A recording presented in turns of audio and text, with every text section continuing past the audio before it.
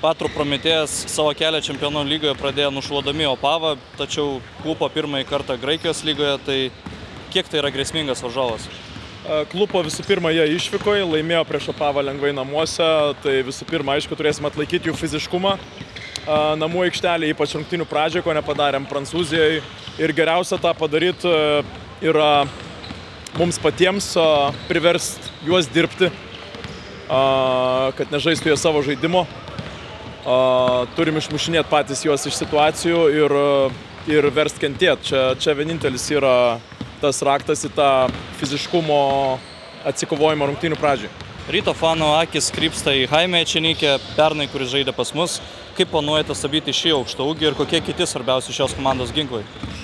Visų pirma, reikia pažymėti, kad Jaimė tai jisai gyvena nuo gynėjų. Nuo gynėjų. 3 yra labai aukšto lygio gynėjai, kurie daro visą žaidimą. Ir Jaimė gyvena iš jų kūrybos, tai yra dažniau iš pick and rollo, kartais iš atkovotų antrų šansų. Bet aišku, žinom, kad jie prieš mus ir paustins, todėl turim daryti žymiai geresnį darbą, negu darėm su Utena prieš Pranešą. Ten buvo per daug tų pigių taškų ir turim tuos dalykus išsispręsti, neduot gerai pasijaust šeimininkams nuo pat rungtynių pradžių. Tas labai svarbu. Ir kalbant galiausiai apie mūsų komandą, tai kokia yra Gyčio ir Martyno situacija šiuo metu? Gerėjanti. Jie po biškį grįžinėja ir tiesiog laukite jų greit sugrįžtančių, galbūt rytoj vienas iš jų ir pasirodys.